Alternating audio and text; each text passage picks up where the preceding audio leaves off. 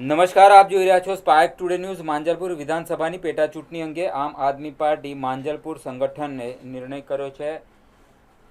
સંગઠનના મંત્રી હિતેશ પરમાર દ્વારા જણાવવામાં આવ્યું છે કે માંજલપુરના લોકપ્રિય ધારાસભ્ય સ્વર્ગસ્થ યોગેશ પટેલના દુઃખદ અવસાન બાદ ખાલી પડેલી વિધાનસભાની બેઠક પર પેટા ચૂંટણી યોજાઈ રહી છે. આમ આદમી પાર્ટીના પ્રદેશ નેતૃત્વ તરફથી આ ચૂંટણી અંગે કોઈ સ્પષ્ટ નિર્ણય કે માર્ગદર્શન પ્રાપ્ત ન થતાં આમ આદમી પાર્ટી માંજલપુર વિધાનસભા સંગઠન દ્વારા આ પેટા ચૂંટણીમાં ઉમેદવાર ન ઉતારવાનો નિર્ણય લેવામાં આવ્યો છે.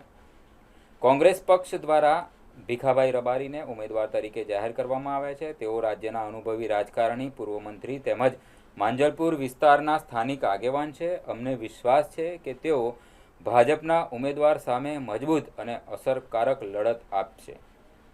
આમ આદમી પાર્ટી માંજલપુર વિધાનસભા સંગઠન માત્ર આ પેટા ચૂંટણી પર પૂરતું કોંગ્રેસના ઉમેદવાર ભીખાભાઈ રબારીને પોતાનું સમર્થન જાહેર કરે છે. તમામ હોદ્દેદારો, આમ આદમી પાર્ટીના તમામ હોદ્દેદારો, કાર્યકર્તાઓ, સમર્થકો તથા માંજલપુરની જનતાને અપીલ કરીએ છીએ કે તેઓ કોંગ્રેસના ઉમેદવાર ભીખાભાઈ રબારીને મત આપી અને અપાવી વિજય બનાવે.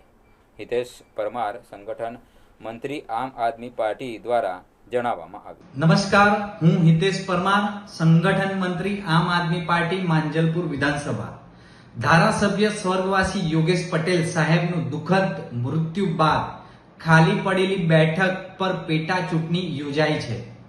પરંતુ આમ આદમી પાર્ટી પ્રદેશ નેતૃત્વ દ્વારા કોઈ સ્પષ્ટ નિર્દેશ અને નિર્ણયના અભાવના કારણે માંજલપુર વિધાનસભા આમ આદમી પાર્ટી આ ચૂંટણી લડવા જઈ રહી નથી.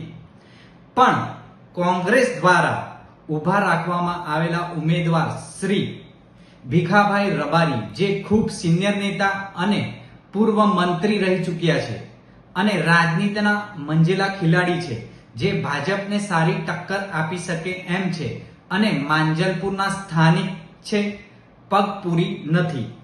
તેથી આમ આદમી પાર્ટી માંજલપુર વિધાનસભાના સંગઠન આ ચૂંટણી પૂરતું કોંગ્રેસને સમર્થન જાહેર કરે છે. અમારા દરેક કાર્યકર્તા અને સમર્થક કોંગ્રેસને મત આપી અપાવી તેમને જીતાવીશું. જય હિન્દ, જય જય ગરવી ગુજરાત.